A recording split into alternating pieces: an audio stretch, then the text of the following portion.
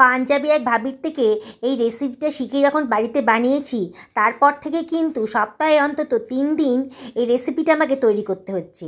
পরিবারের সবাই এখন একটু বেশিই ভাত খাচ্ছে এই রেসিপিটা দিয়ে। ঘরে থাকা উপকরণ দিয়ে রাজমা বানালে যে এত টেস্টি হতে পারে, আপনারা রেসিপিটি না দেখলে বিশ্বাসই করতে পারবেন না। রাজমা বানাবো বলে আমি হাফ কেজি মতো রাজমা জলে ভিজিয়ে রেখেছিলাম 4 থেকে 5 ঘন্টা। তারপরে এটা প্রেশার কুকারে নিয়ে নিয়েছি। এবার এর ভেতর দিয়ে দিলাম 1 টেবিল চামচ মতো লবণ। রাজমা খুবই উপকারী, স্বাস্থ্যের পক্ষে ভীষণই ভালো, আর বানানোও কিন্তু একেবারেই সোজা। এর মধ্যে দিয়ে দিলাম হাফ টেবিল চামচ মতো হিং। এবারে আমি এর মধ্যে ঠান্ডা জল দেবো না, এর মধ্যে গরম জল দিয়ে দিচ্ছি। এমন করে জলটা দেবো যে রাজমার দানাগুলো ডুবে গিয়ে আরও 1 ইঞ্চি পরিমাণ জল ওপরে ভেসে থাকে।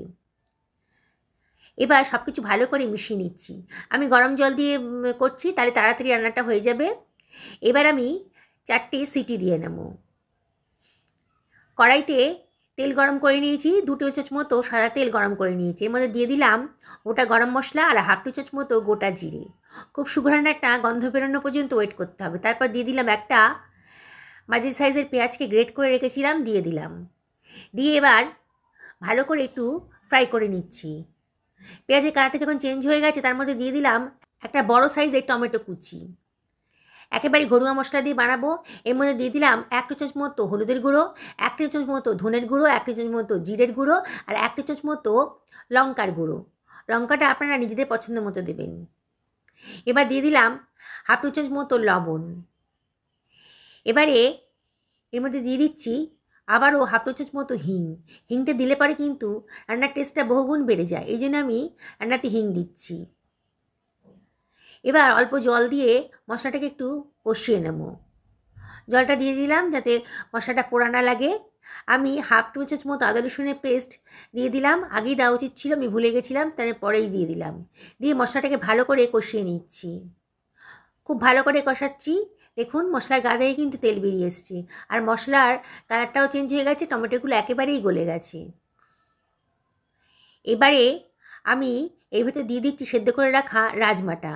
আমি 4টে সিটি দিয়েছিলাম রাজমাতে, আরও 10 মিনিট আমি এটা রেস্টে রেখেছিলাম, কারণ পেপারটা একেবারে বেরিয়ে গেছে প্রেসার কুকার থেকে। তখন আমি রাজমাটাকে বার করে এখানে দিয়ে দিলাম, কড়াইতে দিয়ে দিলাম, জল সহই দিলাম।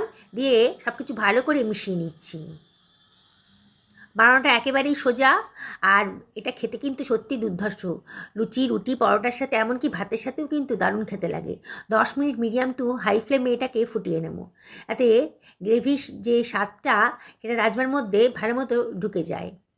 দেখুন আমার গ্রেভিটাও কিন্তু অনেকটা শুকিয়ে এসেছে।